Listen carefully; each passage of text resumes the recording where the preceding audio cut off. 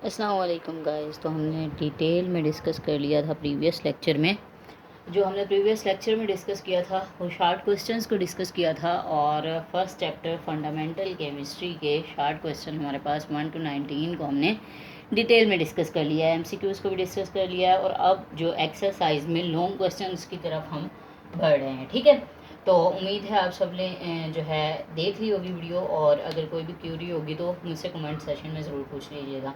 और first 2 long questions भी हम कर चुके हैं। ठीक है, आज हम थर्ड लॉन्ग क्वेश्चन को जो है वो देखेंगे वन बाय वन।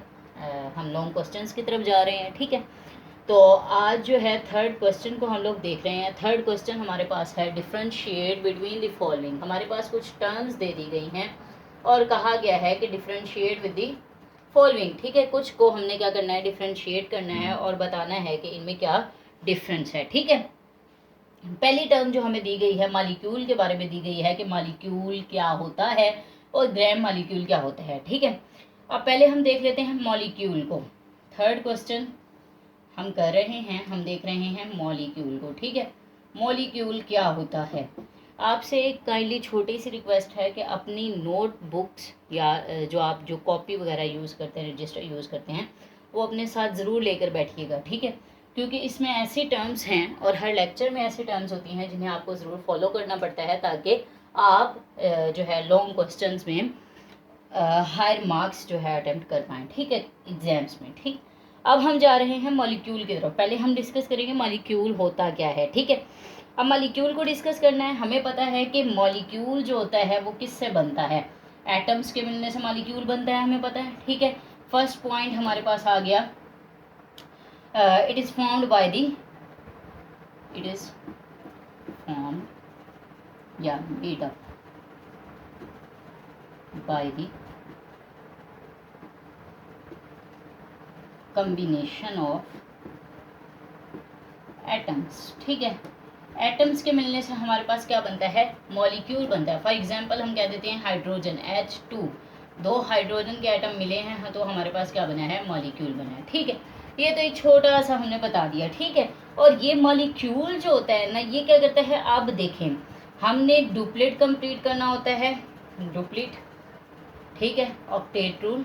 ठीक है, और 18 हमारे एंड वाले शेल में अगर तो 2 होंगे, 8 होंगे या 18 होंगे, इसका मतलब ये कंप्लीट शेल है, ये अपने इलेक्ट्रॉन्स नहीं दे सकता। ठीक है, अब हाइड्रोजन के पास एक इलेक्ट्रॉन इसके पास होता है, एक इलेक्ट्रॉन इस उसके पास होता है, हाइड्रोजन के पास होता है। ये क्या करते हैं, म्यूचुअल शेयरिंग कर लेते हैं और एक सिंगल बॉन्ड बन जाता है इनके दरमियान। ठीक है, म्यूचुअल शेयरिंग से हमारे पास जो बॉन्ड बनता है वो कोवलेंट बॉन्ड बनता है। ठीक है, तो म्यूचुअल शेयरिंग से ये क्या कर देते हैं, डुप्लीट इनका कंप्लीट हो जाता है। तो डुप्लीट मैंने आपको कहा कि आखिरी वाले जो सबसे बैरूनी जो एक्सटर्नल शेल होता है उसमें अगर 2 इलेक्ट्रॉन्स होंगे तो वो क्या होगा, वो एग्जिस्ट कर पाएगा इंडिपेंडेंटली, वहाँ पास स्टेबल जो होता है शेल हो जाता है। ठीक है, इसीलिए जो हमारे पास मॉलिक्यूल होता है जैसे H2 हो गया, ये हमारे पास इंडिपेंडेंटली क्या कर सकता है, एग्जिस्ट कर सकता है। ठीक है, सेकंड हमारे पास पॉइंट आ गया, ये एग्जिस्ट कर सकते हैं इंडिपेंडेंटली।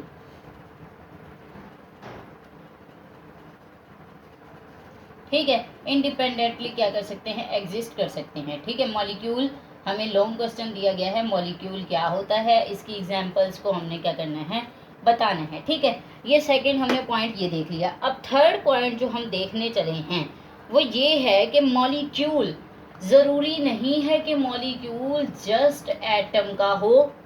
ठीक है, एलिमेंट का, ठीक है, एलिमेंट का हो, आयनिक कंपाउंड का हो, या फिर मॉलिक्यूलर स्पीशी का हो। ठीक है, मॉलिक्यूल, एक पॉइंट याद रखना है इसमें कि मॉलिक्यूल जो होता है वो किसी भी आयोनिक स्पीशी का भी हो सकता है, आयोनिक कंपाउंड का हो सकता है।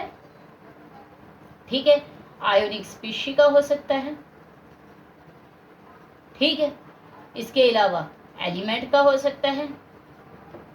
ठीक है, किसी भी मॉलिक्यूल का हो सकता है, एलिमेंट का हो सकता है, केमिकल कंपाउंड का हो सकता है, आयनिक कंपाउंड का हो सकता है। ठीक है, मॉलिक्यूल किसी भी स्पीशी का हो सकता है। ठीक है, और इसके अलावा ये नेचर में इंडिपेंडेंटली क्या कर सकता है, एग्जिस्ट कर सकता है। ठीक है, अब हम देख रहे हैं इसकी एग्जांपल्स को हम देख लेते हैं। हमारे पास फॉर एग्जांपल हम हीलियम को ले सकते हैं।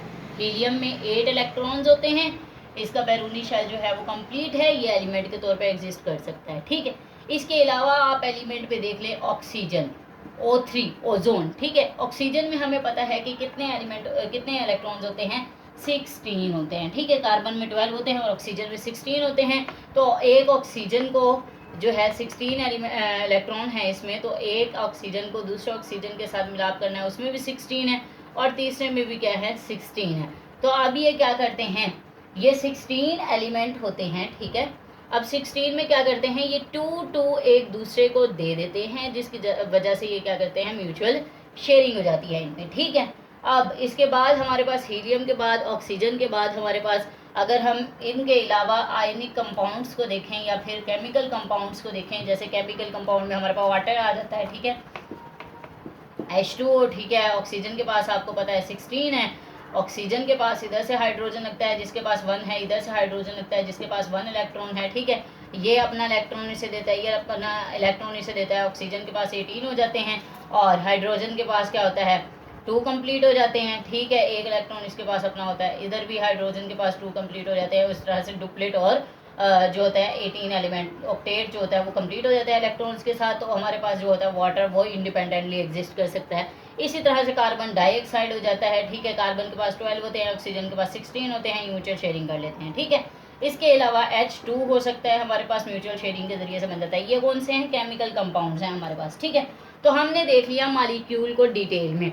हमने कहा मॉलिक्यूल्स के मिलने से एटम्स के मिलने से हमारे पास क्या बनता है, मॉलिक्यूल बनता है और मॉलिक्यूल जो होता है वो इंडिपेंडेंटली एग्जिस्ट कर सकता है। ठीक है, एक चीज़ हमसे ये पूछी गई और सेकंड चीज़ हमसे पूछी गई है कि ग्राम मॉलिक्यूल क्या होता है। ठीक है, अब मॉलिक्यूल हमें पता चल गया किसी भी एलिमेंट में। ठीक है, ये अब मॉलिक्यूल हमें पता चल गया, 2 एटम्स के मिलने से हमें मॉलिक्यूल का पता चल गया कि मॉलिक्यूल बन गया। ठीक है, अब मॉलिक्यूल में देखें, मॉलिक्यूल हमारे पास एलिमेंट्स के मिलने से बना है, हाइड्रोजन एलिमेंट था, हाइड्रोजन एलिमेंट था, एलिमेंट्स के मिलने से हमारे पास क्या बना, मॉलिक्यूल बना।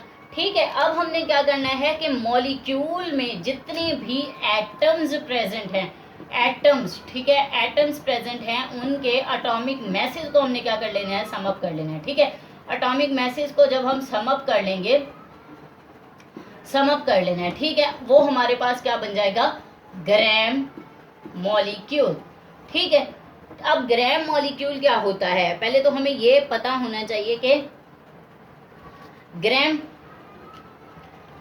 हमारे पास मॉलिक्यूल था और सेकंड था हमारे पास ग्राम मॉलिक्यूल, इन दोनों को हमने डिटेल में बताना था। ठीक है, मॉलिक्यूल को हमने एक्सप्लेन कर दिया, ग्राम मॉलिक्यूल को हमने कहा कि मॉलिक्यूल में प्रेजेंट हमारे पास एलिमेंट्स होते हैं, उन एलिमेंट्स के एटम्स के हमने एटॉमिक मैसेज को क्या कर देना है, सम अप कर देते हैं, जिसे ग्राम हो जाता है। ठीक है, अब इन एटॉमिक मैसेज को, क्योंकि ये एटॉमिक मैसेज हमारे पास AMU की फॉर्म में होते हैं, एटॉमिक मैस यूनिट की फॉर्म में। ठीक है, उसे हम क्या करते हैं, ग्राम में चेंज कर देते हैं, एक्सप्रेस कर देते हैं। जब हम ग्राम में लेते हैं तो किसी भी चीज़ का ग्राम जो होता है वो मोल के इक्वल होता है। ठीक है, फॉर एग्जांपल हम ले लेते हैं वाटर को। ठीक है, H2O, इसका हमारे पास जो मैस होता है, एटॉमिक मैस यूनिट 18 AMU होता है, इसे हम क्या करते हैं, एक्सप्रेस कर देते हैं, ग्राम में कन्वर्ट कर लेते हैं, तो 18 ग्राम हो जाएगा और 18 ग्राम इक्वल होता है 1 मोल ऑफ वाटर के। ठीक है, इसी तरह से हम और एग्जांपल्स भी दे सकते हैं, जैसे H2SO4 हो गया।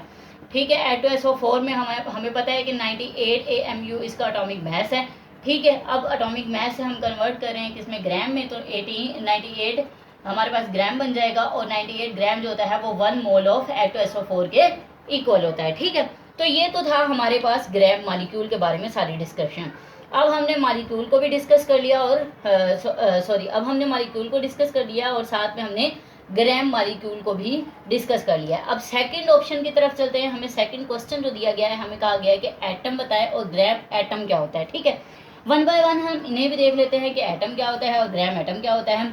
हम पढ़ते आ रहे हैं, हमें 5th से ही केमिस्ट्री में पढ़ा दिया जाता है, atom atom atom atom is a smallest particle. ठीक है, हमें कह दिया जाता है केमिस्ट्री में अगर आपको एटम नहीं आता, नहीं पता, तो आपको कुछ भी नहीं पता। ठीक है, तो एटम पॉइंट्स में इसलिए लिख रही हूँ क्योंकि हम डिटेल इनको डिस्कस कर चुके हैं। अगर आपको अभी भी इन चीज़ों में कोई भी कन्फ्यूजन है तो आपको कंटेंट को देखना पड़ेगा, इस चैप्टर के पूरे हर वीडियो को शॉर्टली या फिर लॉन्गली अगर आपको समझ नहीं आ रही तो आपने उसे ज़रूर देखना है, ठीक है।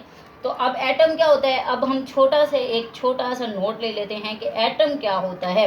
एटम मैंने अभी कहा कि ये स्मॉलेस्ट पार्टिकल होता है, ठीक है, स्मॉलेस्ट पार्टिकल होता है।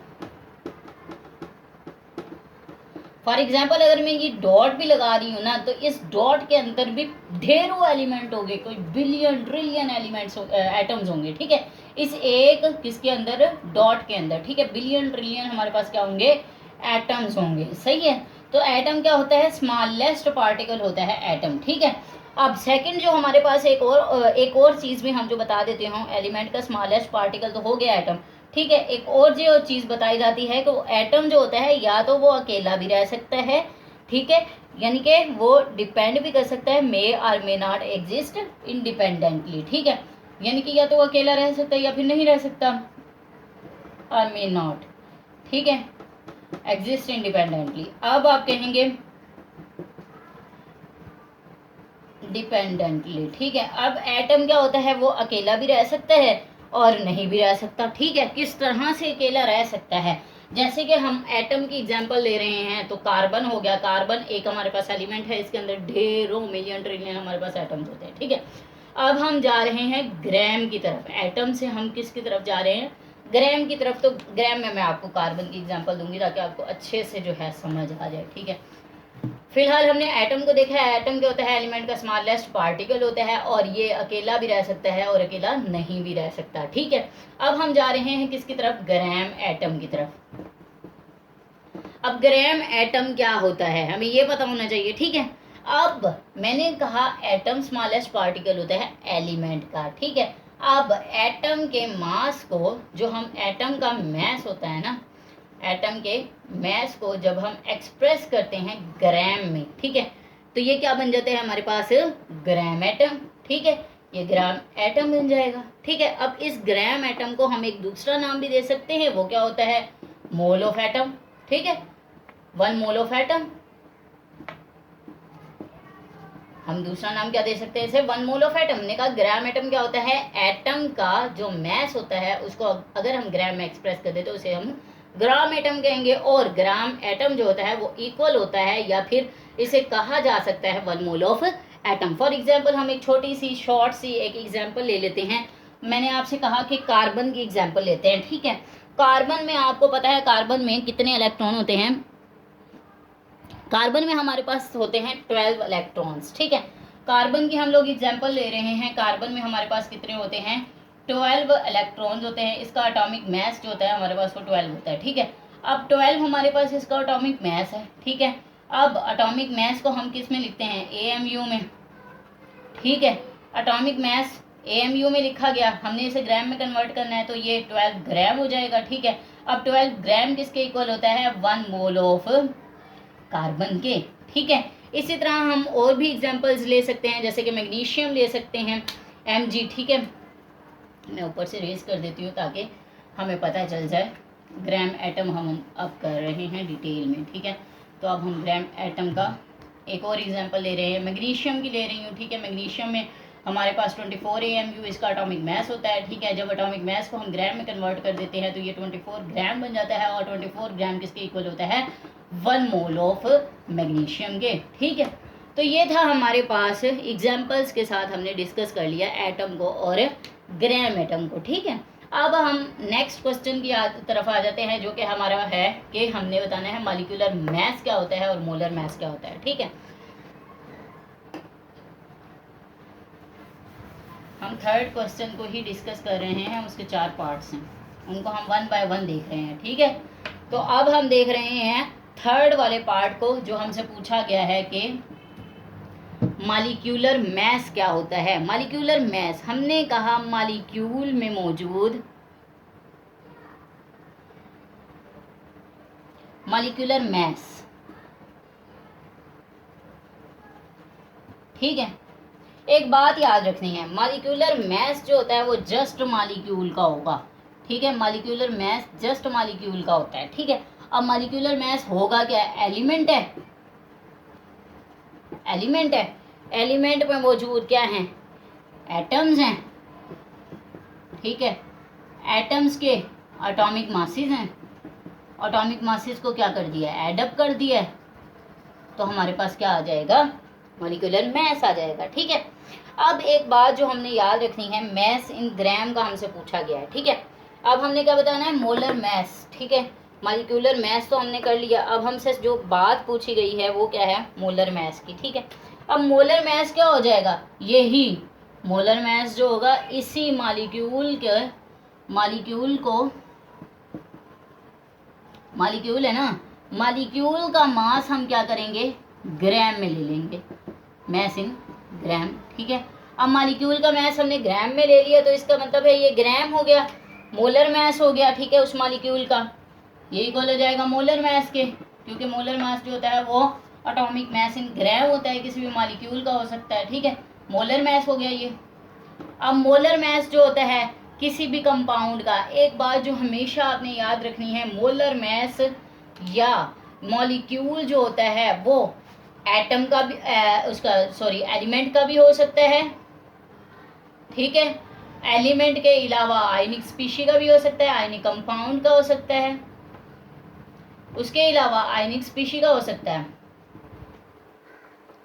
इन तीनों टर्म्स के लिए, आयनिक कंपाउंड के लिए, आयनिक स्पीशी के लिए या फिर एलिमेंट के लिए हम क्या टर्म यूज करेंगे, मोलर मैस ही यूज करेंगे। ठीक है, तो ये तो था हमारे पास छोटा सा इंट्रोडक्शन किसका, मोलर मैस का एंड मोलर मैस और मॉलिक्यूलर मैस का। ठीक है, मॉलिक्यूलर मैस जो होता है वो स्पेसिफाई होता है मॉलिक्यूल के लिए, और मोलर मैस जो होता है वो तीनों चीज़ों का मास होता है, वो मॉलिक्यूल के लिए भी यूज हो सकता है, एटम के लिए भी, एलिमेंट के लिए भी, आयनिक कंपाउंड के लिए भी, आयनिक स्पीशी के लिए भी यूज हो सकता है। ठीक है, तो ये था हमारे पास हमारा थर्ड क्वेश्चन। अब हम चल रहे हैं फोर्थ क्वेश्चन की तरफ। हमारा फोर्थ क्वेश्चन क्या है, हमसे पूछा गया है केमिकल फार्मूला क्या होता है और ग्राम फार्मूला क्या होता है। ठीक है, अब केमिकल फार्मूला क्या होता है, बहुत ही सिंपल सा ये क्वेश्चन है, केमिकल फार्मूला क्या होता है। ठीक है, केमिकल फार्मूला किसी भी कंपाउंड का केमिकल फार्मूला क्या बताता है हमें, उस कंपाउंड में जो डिफरेंट एलिमेंट्स हैं उनमें एटम्स जो मौजूद हैं उसको। ठीक है,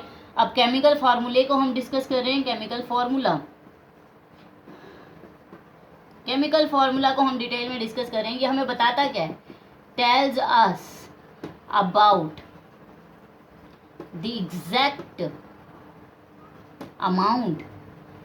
अमाउंट को बताता है। केमिकल फार्मूला क्या करता है, एग्जैक्ट अमाउंट को बताता है, किसी भी एलिमेंट में मौजूद एग्जैक्ट अमाउंट को बताता है, किसकी, एलिमेंट में मौजूद एटम्स की। ठीक है, एग्जैक्ट नंबर ऑफ, ठीक है, अमाउंट ऑफ या number of atoms of different elements. अब एक एग्जांपल ले लेते हैं, छोटी सी केमिकल फार्मूला के लिए एक्सप्लेन करना है। हमने वाटर ले रहे हैं, ये हमारे पास केमिकल कंपाउंड है। ठीक है, एक केमिकल कंपाउंड है, इसमें कितने एटम्स हैं, 2 हाइड्रोजन है, 1 ऑक्सीजन है, ये एटम्स हैं। ठीक है, ये एलिमेंट्स हैं। ठीक है, एलिमेंट्स के अंदर हमने क्या बताना है, एटम्स को बता देना है। ठीक है, अब एलिमेंट्स के पहले हमने क्या किया, केमिकल कंपाउंड लिया, उसके अंदर एलिमेंट्स मौजूद है, एलिमेंट्स के एटॉमिक मैसेज को, उनमें कितने एटम्स प्रेजेंट हैं उनको एक्सप्रेस करता है ये क्या, केमिकल फार्मूला। ठीक है, इसके अलावा केमिकल फार्मूला क्या करता है, कंप्लीट इंफॉर्मेशन देता है केमिकल कंपाउंड के बारे में, कि भाई इसकी नेचर कैसी है। ठीक है, कंप्लीट इंफॉर्मेशन देता है, complete information of chemical compound. ठीक है, तो ये था हमारे पास केमिकल फार्मूला क्या होता है। सेकंड चीज जो हमसे पूछी गई है ग्राम फार्मूला के बारे में। बहुत सिंपल सी टर्म्स हैं, ये बहुत मज़े की टर्म्स हैं। ठीक है, अगर आप लोग इंटरेस्ट लेके पढ़ें तो ये चुटकियों में सॉल्व हो जाता है सब कुछ। ठीक है, अब हम क्या कह रहे हैं कि हमसे पूछा गया है ग्राम फार्मूला के बारे में, कि ग्राम फार्मूला क्या होता है। ठीक है, अब जो हम करने लगे हैं ग्राम फार्मूले को, अब ग्राम फार्मूला के बारे में। ठीक है, अब देखें, आयन है, अगर हमारे पास आयनिक कंपाउंड है तो उसके मास को ग्राम में एक्सप्रेस करना। ठीक है, ग्राम फार्मूला बन जाएगा। अगर हमारे पास आयोनिक कंपाउंड है, उसके मैस को ग्राम्स में एक्सप्रेस करना, हमारे पास क्या बन जाएगा, ग्राम फार्मूला। ठीक है। इसी तरह से अगर कोई, जैसे कि फॉर एग्जांपल हमारे पास NaCl हो गया, आयनिक कंपाउंड है ना, NaCl हमने देखा 58.5 इसका AMU एटॉमिक मास होता है, इसको ग्राम में कन्वर्ट करना है, 58.5 ग्राम हो गया, और 58.5 ग्राम जो होता है वो 1 मोल के इक्वल होता है ऑफ NaCl के। ठीक है। इसी तरह हम किसी और चीज़ को भी देख सकते हैं, एलिमेंट को भी लिया जा सकता है। ठीक है। अब एक बात और भी जो इसमें एडअप की जा सकती है, हम एटम को भी ले सकते हैं। ठीक है। आयनिक कंपाउंड को भी लिया जा सकता है। ठीक। इसके अलावा एटम को लिया जा सकता है, इलेक्ट्रॉन उसको भी लिया जा सकता है। अभी हम ग्राम फार्मूला की बात कर रहे हैं तो हम इसमें लेंगे हम किसको, आयनिक कंपाउंड्स को। ठीक है।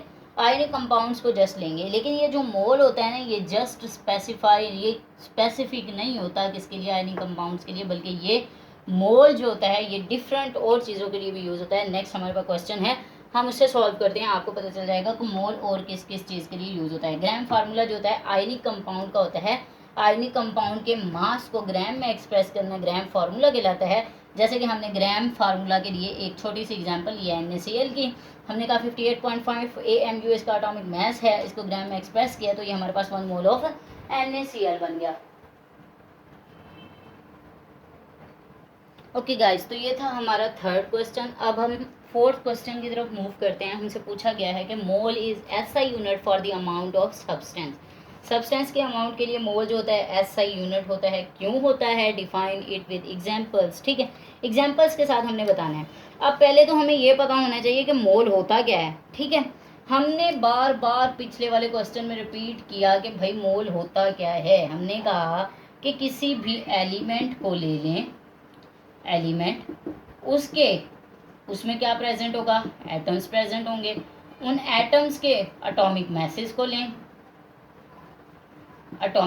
को ले लें और उन मैसेज को क्या कर लें, सम अप करके हमारे पास जो आएगी चीज़ वो हमारे पास क्या आती है, ग्राम में आनी चाहिए। तो हमारे पास वो क्या बन जाएगा, ग्राम में उसका एटॉमिक मास आ जाएगा। और ये जो ग्राम में एटॉमिक मास होता है ये इक्वल होता है मोल के। ठीक है। हमने डिफरेंट एग्जांपल्स इसमें डिस्कस की। इसके अलावा इसकी एक और डेफिनेशन भी बन सकती है। जो हमारे पास एक और डेफिनेशन मोल की बनती है वो कुछ ये होती है कि हमने देखा मोल वाला लेक्चर, आप लोग काइंडली देख लीजिएगा, जिसने भी देखना हो मोल वाला लेक्चर देखिएगा, आपको कंप्लीट समझ आएगा। हमने कहा कि एटम्स, एलिमेंट में क्या होते हैं, एटम्स होते हैं। एटम्स जो होते हैं अगर उनके एवोगैड्रोस नंबर के इक्वल पार्टिकल्स होंगे, ठीक है, 6.02 × 10⁻23 एवोगैड्रो नंबर, ठीक है, कॉन्स्टिट्यूट्स पार्टिकल्स होंगे, तो वो क्या होगा, हमारे पास 1 मोल के इक्वल होगा। हम इसकी एग्जांपल को देख लेते हैं। मैंने आपसे कहा था कि बेसिक यूनिट एलिमेंट का क्या होता है, हमारे पास एटम होता है। ठीक है। अब एलिमेंट की अगर हम बात कर रहे हैं तो एलिमेंट के अंदर क्या होगा, हमारे पास बेसिक यूनिट है हमारे पास एटम्स। अगर हम उसके मोल की बात कर रहे हैं, ठीक है, एलिमेंट के मोल की बात कर रहे हैं, तो हमारे पास एलिमेंट में एटम्स आएंगे। ठीक है, 6.02 × 10⁻23 एटम्स। ठीक है। और अगर हम बात कर रहे हैं आयोनिक कंपाउंड की, तो हमारे पास कितने आएंगे, आयोनिक कंपाउंड के लिए हम क्या करेंगे, हमारे पास इतने 10⁻23 हमारे पास क्या होने चाहिए, फार्मूला यूनिट। आयनिक कंपाउंड में फार्मूला यूनिट होते हैं। ठीक है। अगर हम आयनिक स्पीशी की बात कर रहे हैं, आयनिक स्पीशी की, तो हमारे पास 6.02 × 10⁻23 आयंस होने चाहिए। ठीक है। तो ये स्पेसिफाई नहीं कर सकते हम कि भाई जो मोल होता है वो जस्ट किसके लिए होता है, एलिमेंट के लिए होता है, बल्कि ये आयनिक कंपाउंड के लिए भी हो सकता है, आयनिक स्पीशी के लिए भी हो सकता है और एलिमेंट के लिए भी हो सकता है। ठीक है। एक और हम एग्जांपल्स के ज़रिए से इनको देख सकते हैं कि किस तरह से आयंस और जो है हमारे पास किस तरह से आयंस हैं, फार्मूला यूनिट हैं, और किस तरह से हमारे पास ये एटम्स हैं। ठीक है। फॉर एग्जांपल हम एलिमेंट की एग्जांपल लेते हैं। फॉर एग्जांपल हमारे पास है कार्बन। कार्बन का मास कितना होता है, 12 AMU। अगर हम ग्राम में ले रहे हैं तो 12 ग्राम बनेगा। ठीक है। 12 ग्राम इक्वल होता है 1 मोल को ऑफ कार्बन के, या फिर आर, ठीक है, 6.02 × 10⁻23 एटम्स के। ठीक है। ये हमारे पास एलिमेंट की एग्जांपल होगी। एलिमेंट के बाद हम देख लेते हैं किसी भी आयनिक कंपाउंड को NaCl हो गया, हमें पता है इसका एटॉमिक मास हमारे पास 58.5 AMU होता है। 58.5 AMU को ग्राम में एक्सप्रेस करेंगे तो ग्राम हो जाएगा, ग्राम में एक्सप्रेस किया है तो ये आपके पास 1 मोल ऑफ NaCl बन गया। जब ये 1 मोल ऑफ NaCl बना तो इसका मतलब है ये इक्वल है 6.02 इंटू 10⁻23 किसके, फार्मूला यूनिट के। ठीक है, इसके बाद एक और छोटी सी एग्जांपल आयनिक स्पीशी की ले सकते हैं हम। आयनिक स्पीशी में अगर हम देखें तो कार्बोनेट आयन को ले लें, CO3 2-, ठीक है, कार्बन का 12 होता है, ऑक्सीजन का 16 होता है। अगर आप इनको एडअप करें, 16 को मल्टीप्लाई करना है 3 से और फिर कार्बन को प्लस कर देना है तो हमारे पास 68 AMU बन जाता है। 68 अगर AMU है तो ग्राम में कन्वर्ट करेंगे 68 ग्राम बन जाएगा। 68 ग्राम बन जो होता है 1 मोल ऑफ कार्बोनेट आयन के इक्वल होता है। ये 1 मोल ऑफ कार्बोनेट आयन जो होता है इक्वल होता है 6.02 इंटू 10⁻23 आयंस के। आयनिक स्पीशी की बात करें तो ये आयंस के इक्वल होगा। ठीक है, तो ये था हमारे पास मोल के बारे में। और मोल के बारे में एक चीज़ हमेशा याद रखनी है, मोल जस्ट एलिमेंट का नहीं होता, मोल जो होता है वो किसी भी कंपाउंड का हो सकता है। ठीक है, कंपाउंड के अलावा आयनिक स्पीशी का हो सकता है, आयनिक स्पीशी के अलावा जो है वो आयनिक कंपाउंड का हो सकता है, एलिमेंट का हो सकता है। ठीक है, ये तो था डिटेल, हमने लॉन्ग क्वेश्चंस के बारे में डिस्कस कर लिया है, question number 3 and question number 4 के बारे में। अगर कोई भी क्यूरी, कोई भी क्वेश्चन है तो कमेंट सेशन में ज़रूर पूछ लीजिएगा। और एक और बात, अपने साथ कॉपी ज़रूर रखिएगा जिस पे आप ये जो है क्वेश्चन के आंसर जो है मेंशन कर सकें। और डिटेल आंसर के लिए आपने, थोरो आंसर के लिए आपने क्या करना है, प्रीवियस वीडियोज़ को लाजमी देखना है जो भी आपके चैप्टर कंटेंट हैं। ठीक है, थैंक यू सो मच। अल्लाह हाफिज़।